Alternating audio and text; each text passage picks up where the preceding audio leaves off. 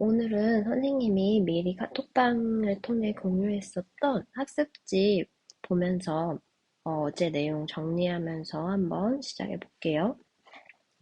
우리 어제 사회적인 단원 중에 교정적 정의 봤었어요. 그래서 교정적 정의의 의미부터 보면 우리 범죄 행위에 대해서 그에 대한 처벌을 내리는 것을 이제 교정적 정의라고 했습니다. 그래서 죄형 법정주의에 근거해서 그 법을 위반한 행위, 즉 범죄 행위에 대한 처벌을 통해 사회의 문제를 교정하는 걸 교정적 정의라고 했어요. 처벌에 대한 교정적 정의의 관점 크게 두 가지를 보면은 응보주의, 공리주의가 있었죠. 응보주의부터 보면은 응보주의는 눈에는 이에는 이 식의 이제 주장을 합니다. 그래서 범죄 행위에 상응하는 동해 보복의 원리에 따른 동등성의 원리에 따른 처벌을 내리는 것이 공정한 것이라고 봐요. 이는 내가 한 행위에 대한 책임을 강조하였다는 특징이 있다고 볼 수 있습니다. 대표적인 사상가로는 칸트가 있어요. 칸트는 형벌은 범죄자가 범죄를 저질렀기 때문에 그에게 가해지지 않으면 안 되는 거다. 왜냐하면 인간은 결코 타인의 의도를 위한 수단으로 취급될 수 없고 물건의 대상들 중에 섞일 수 없는 것이기 때문이다. 그래서 우리는 범죄자에게 벌을 내려야 돼요. 왜? 그가 범죄를 저질렀으니까. 그 이유 외에는 다른 것은 없습니다. 그러나 어제 봤듯이 응보주의는 범죄 예방에 도움을 주지 못하고 범죄자의 사회 적응 이런 거에 어려움이 있다라는 그런 예방이 잘 안 된다라는 차원의 한계점이 있어요. 반면에 공리주의에서는 우선 얘네는 쾌락이 선이고 고통은 악이라고 보는 쾌락주의 입장을 띠기 때문에 고통을 발생시키는 처벌은 악이 됩니다. 근데 얘가 공리의 성격을 지닐 때, 즉 사회 문제를 예방하고 사회 전체 행복을 증진하게 될 때 정당화가 될 수 있는 거예요. 그래서 처벌의 예방 효과, 사회적 효과를 강조하는 것이 공리주의였습니다. 이런 공리주의의 대표적인 사상가 벤담이 있었죠.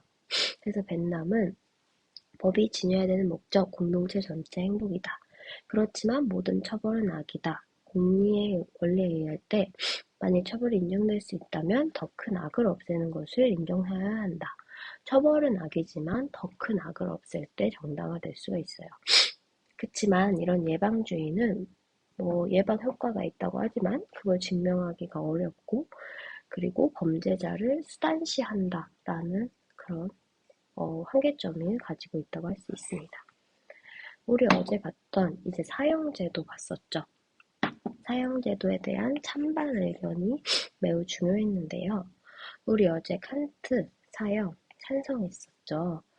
동등성의 원리에 따라서 응보주의의 원리에 따라서 살인자는 다른 사람 죽였으니까 그에 해당하는 사형을 받는 것이 정당하다라고 봤습니다. 그래서 사법적 형벌은 범죄자가 범죄를 저질렀기 때문에 가해져야 하는 것입니다. 그리고 사형은 살인자가 자율적으로 선택한 행위에 대한 책임을 지우는 행위이기 때문에 왜 또 오타가 났어요. 그들의 인간 존엄성과 가치를 인정하는 것이라고 볼 수 있습니다. 두 번째, 루소 사회계약설에 근거해서 사형 찬성했습니다.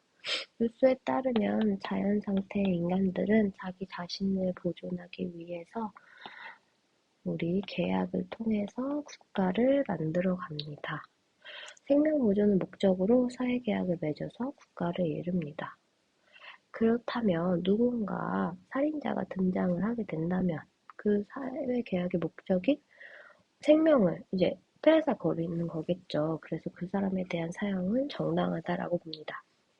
그리고 다른 사람의 생명을 빼앗은 자는 자신의 생명을 박탈당해도 좋다는 것으로 동의한 것으로 보아서 얘는 그 즉시 국가의 적으로 보고 처형하고 추방합니다. 그래서 사회방해론적 관점도 지니고 있다라는 시각들이 있습니다. 벤담의 공리주의는 사형을 찬성하기도 하고 반대한다라고도 했어요. 그래서 사회 전체 행복 증진, 범죄 예방에 따라서 찬반 여부가 달라질 수 있습니다. 일반 예방주의, 일반인들로부터의 범죄 예방을 위해서는 사형에 찬성합니다. 그러나 범죄자를 사회화하기 위한 특수예방주의의 관점에서는 그 사람 죽여버리면 사회 못하니까 사형을 반대합니다. 마지막 베카리아, 사회계약과 공리주의 관점에서 사형 반대했었죠. 우리 사회계약론의 관점에서 생명 보존을 위해 맺은 그 계약을 맺은 당사자인 개인은 내 생명을 국가에 위임하지 않았어요. 그리고 국가도 생명을 빼앗을 권리가 없습니다. 생명 보존을 위해 맺은 건데 생명을 빼앗는다? 이거는 성립될 수가 없다라고 봤어요. 그리고 공리주의의 관점에서 범죄 예방 효과는 사형보다 종신노역형이 높다. 그래서 우리 어제 강도보다 지속성이 더 중요하다라고 했었죠. 그리고 인간의 오판 가능성까지 이야기하면서 사형을 반대했다라고 합니다. 사형제도에 대한 루소와 베카리아 입장을 읽어보면 사회계약은 대학자의 생명보존을 목적으로 한다. 타인의 희생으로 자신의 생명을 보존하려고 하는 사람은 타인을 위해 필요하다면 마땅히 생명을 희생해야 된다. 범죄인에게 가해지는 사형도 이와 유사하다. 살인자가 사형을 받는 것에 동의하는 것은 자신이 살인자의 희생물이 되는 것을 피하기 위해서다. 우리는 살인자의 희생물이 되기 위해 살인자를 사형에 처해도 좋다라는 계약에 동의할 수밖에 없다라고 보는 거예요. 그래서 이런 관점에서 사형에는 찬성했죠. 반면에 베카리아는 형벌이 정당하려면 그 형벌은 타인들의 범죄를 억제시키기에 충분한 정도의 강도만을 가져야 한다. 아무리 범죄 이득이 크다 해도 자신의 자유를 완전히 그리고 영구적으로 상실하기를 택할 자는 없다. 사형을 대체한 종신노역형만으로 가장 완강한 자의 마음을 억제시키기에 충분한 원격성을 지니고 있다. 종신노역형이 사형 이상의 확실한 효과를 가져온다. 라면서 베카리아는 사형 반대하고 있습니다. 우리 여기 스스로 해보기 한번 해볼 건데요. 여러분 한번 연결해보세요.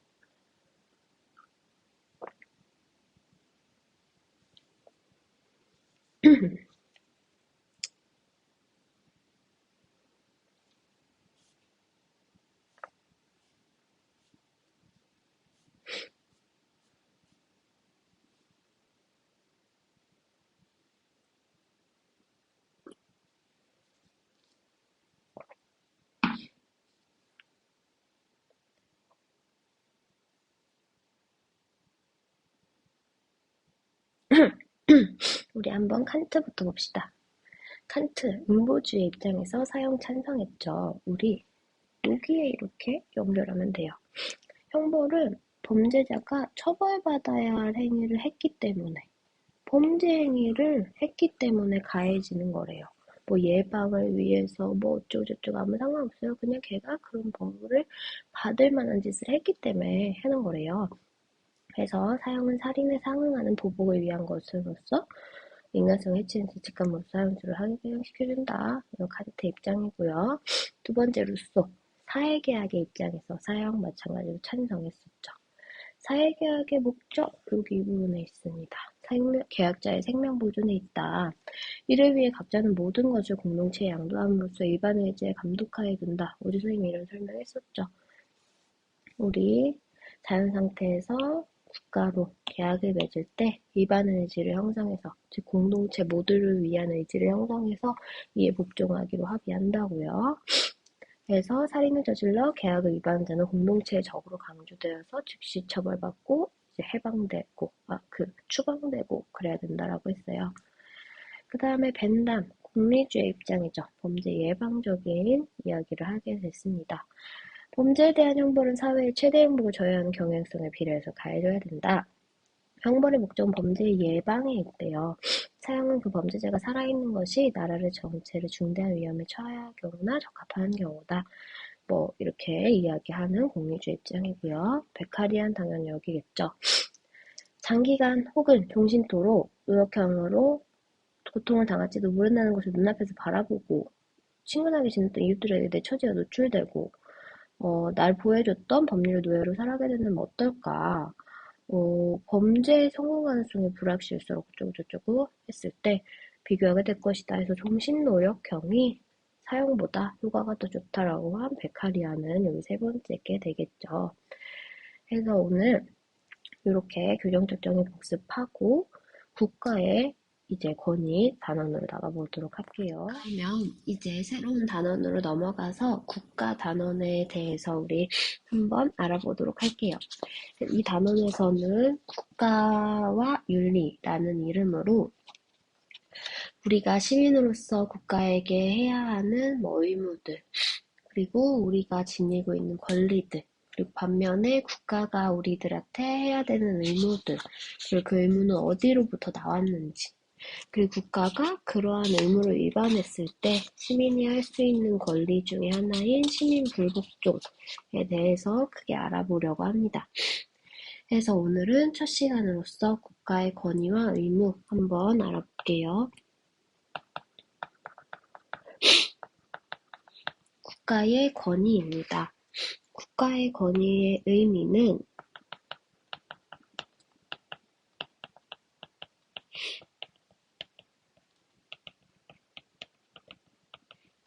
시민이 국가를 따르게 하는 힘, 국가가 지니는 그런 통치 권리, 통치할 수 있는 힘을 의미합니다. 즉, 통치하고 명령할 수 있는 권리를 국가의 권위라고 합니다. 국가와 시민은 상호 보완적 관계이므로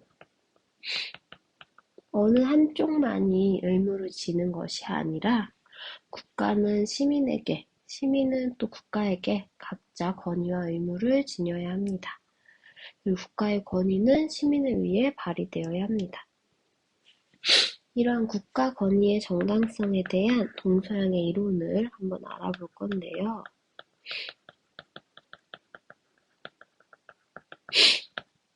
우리 국가의 권위가, 국가가 통치하고 명령할 수 있는 힘이 어디로부터 나오는지에 대해서 알아보도록 하겠습니다.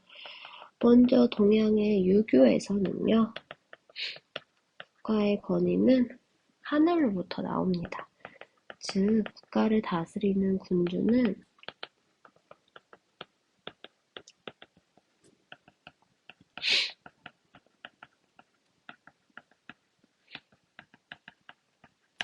천명으로서, 하늘의 명령으로서 하늘로부터 통치권을 부여받습니다. 이러한 통치권을 지닌 국가는, 군주는 자신을 위한 정치를 해서는 안 되고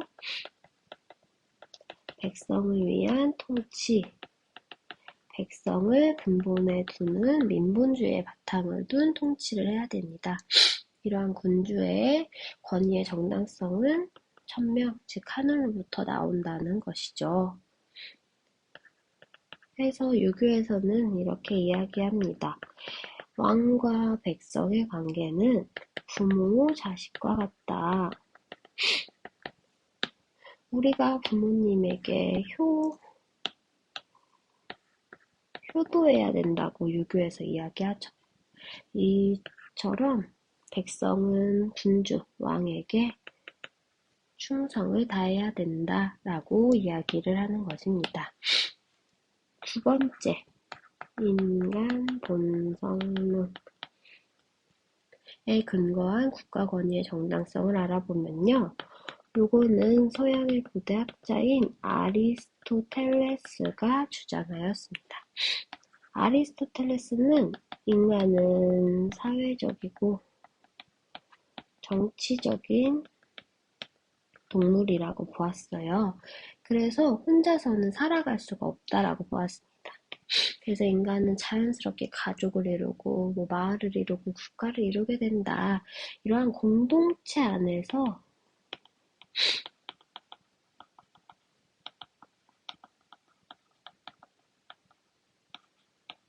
최고의 삶, 최상의 삶, 최선의 삶을 영위할 수 있다라고 이야기를 합니다. 아까 말했던 것처럼요. 인간은요, 사회적인 동물이기 때문에 자연적으로 가족, 마을, 국가를 만들어서 살아가게 됩니다. 이것은 자연적으로 발생하게 돼요. 해서 이 중에서 국가는 바로 최고의 공동체로서요. 우리는 국가 안에서 최상의 삶, 최고의 삶을 건의할 수 있습니다. 이런 아리스토텔레스가 봤을 때 국가의 권위는요, 역시 자연적으로 발생하는 것입니다. 우리 국가의 권위, 국가의 힘이 어디로부터 생겨나는지 알아보고 있는 거예요. 유교에서는 하늘로부터, 아리스토텔레스는 자연적으로 발생하는 것이었습니다. 우리 세 번째, 동의론. 동의론은 사회계약설에 대해서 알아볼 건데요. 우리 지난 시간에 교정적 정의 루소 했을 때 잠깐 사회계약설 봤어요. 홉스, 로크, 루소라는 이 세 학자가 대표적인 사회계약론자거든요. 이번 시간에는 로크의 사회계약론을 예시로 해서 한번 설명을 해보려고 합니다. 우리 그때 사회계약설이라는 거는 국가가 어떻게 생겨났다고 보았냐. 국가가 생겨나기 이전의 상태, 자연 상태라는 게 있었어요. 근데 그 자연 상태 내에서 살기 힘든 이제 국민들이 사회계약이라는 것을 맺어서 국가를 만든다라는 것이 사회계약설의 기본적인 내용이에요. 근데 로크의 이제 사회계약설은 자연 상태 인간들은 자연권을 지니고 있어요. 생명에 대한 권리, 내 자유에 대한 권리, 내 재산에 대한 권리, 이런 자연권들을 지니고 있습니다. 근데 이 자연권을 모두가 가지고 있는 이제 평화로운 상태지만 이거를 중재해줄 갈등이나 분쟁이 발생했을 때 중재해줄 권력이나 중재자가 없는 거예요. 그래서 사람들이 내 자연권, 내 생명 다른 사람들한테 이제 박탈당하면 어떡하지? 내 재산 막 뺏기면 어떡하지? 너무 불안한 거예요. 그래서 계약을 맺게 됩니다. 그래서 국가는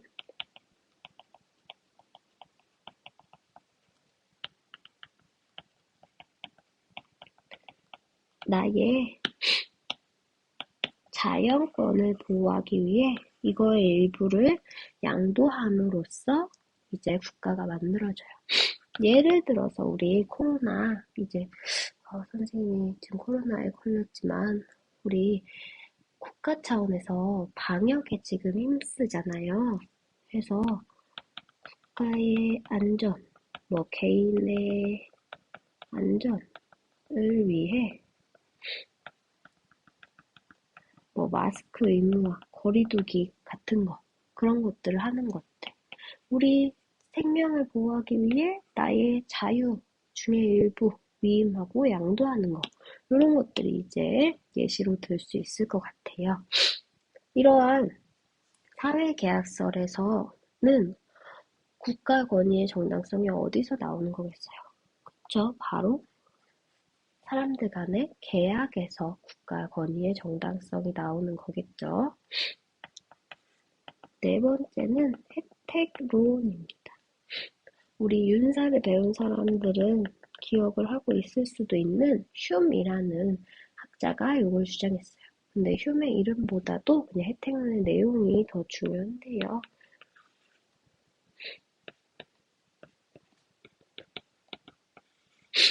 혜택론에서는 국가가 우리 시민들한테 혜택을 주니까 우리 시민들은 보은의 차원에서, 보은이 뭐냐면 은혜를 갚는다는 차원에서 우리는 국가의 권위에 따라야 된다. 국가의 통치나 명령에 따라야 된다라고 이야기해요. 즉, 국가는 우리에게 혜택을 주기 위해 존재하는 것입니다.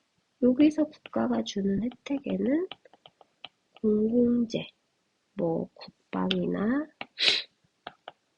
나라를 이제 방위해주는 거나 우리 안전을 지켜주는 이런 서비스들 뿐만 아니라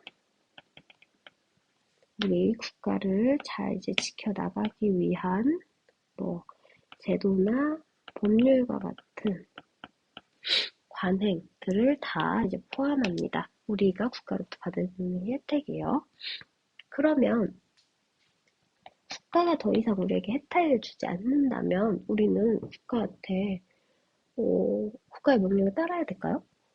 안 따라도 됩니다. 혜택이 중단되면 국가의 권위는 상실되게 돼 있어요. 즉, 혜택론에서 국가 권위의 정당성은 바로 국가가 우리에게 주는 이 혜택에서 나오는 것입니다. 마지막 5번째, 공리주의에서는요.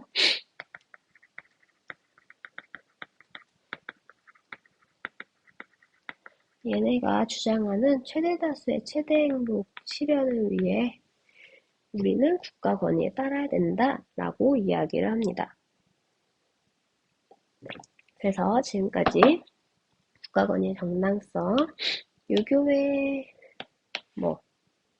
하늘, 그리고 아리스토텔레스의 자연적이요. 차이계약설에서는 계약의 혜택론에서는 혜택의 공리주의에서는 공리의 원리, 즉 최대의 행복을 실현하기 위해 국가 권위의 정당성이 발생한다라는 것을 살펴봤어요. 우리 오늘은 여기까지 하고 내일 선생님이 마지막 찍을 때 이제 국가가 우리에게 져야 되는, 우리에게 해야 되는 의무 살펴보고요. 사회계약서 있죠. 아까 계속 말했던 홉스, 로크, 루소라는 학자가 주장했던 사회계약서를 좀 자세히 살펴볼 거거든요. 그래서 그 부분 이제 공부해 보도록 할게요.